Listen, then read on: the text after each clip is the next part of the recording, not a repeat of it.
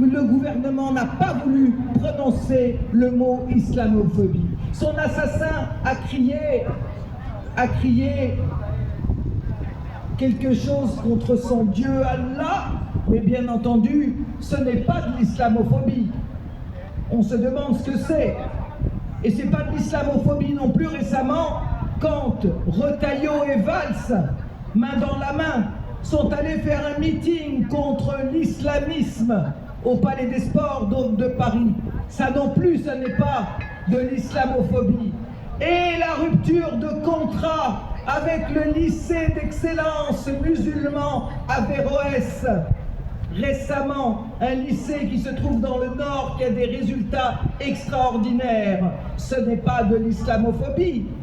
Quelle est la raison? Pourquoi une rupture de contrat avec ce lycée, alors qu'il y a des centaines d'établissements scolaires juifs et chrétiens qui sont conventionnés, subventionnés par l'État? Il n'y en a pas beaucoup, je ne sais pas lesquels en France sont musulmans, sont conventionnés, mais ça faisait un de trop de toute façon. Le lycée Averroès ne s'est pas laissé faire. Il a été en justice, il a gagné au tribunal. Oui, mais ce n'est pas fini parce que notre cher ministre de l'Éducation, Elisabeth Borne, et son petit copain, monsieur Retailleau, ont fait appel de cette décision qui est maintenant entre les mains du Conseil d'État. Mais tout ça, ce n'est pas de l'islamophobie. La loi sur le séparatisme musulman, ça veut dire quoi? Quand est-ce qu'on est séparatiste?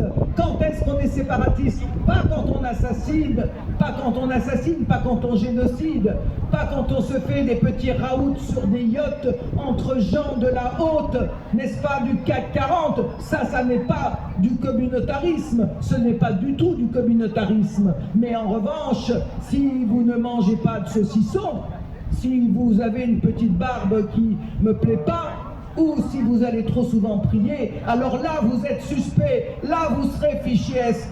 Mais quel rapport avec l'islamophobie? Quel rapport, vous me direz? Nous sommes dans un État où l'islamophobie, effectivement, est régnante aussi bien au niveau des politiciens que des médias. Et je me fiche que le gouvernement me poursuive en justice parce que je dis ceci, parce que c'est une réalité. Et l'inculpation de François Burgat, elle est liée à ça, il faut le savoir.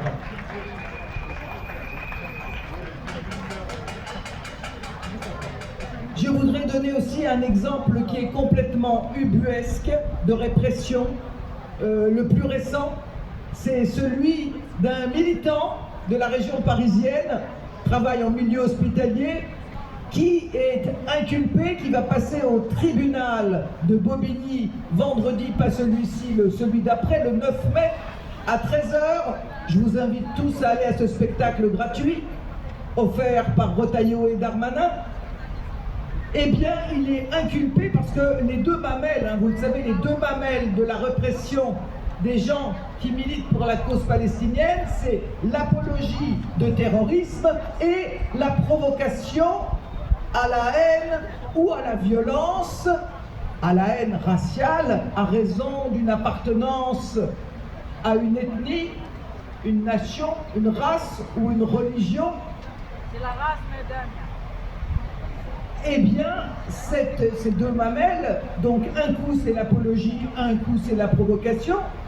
Moi, ça sera apologie, je passe en septembre, le 4 septembre, pour apologie de terrorisme. C'est pareil pour Anas Kazib de Révolution Permanente et de la CGT, un grand syndicaliste de Sudrail, qui passe lui, le 18 juin, c'est facile à retenir comme date, n'est-ce pas, au tribunal de Paris.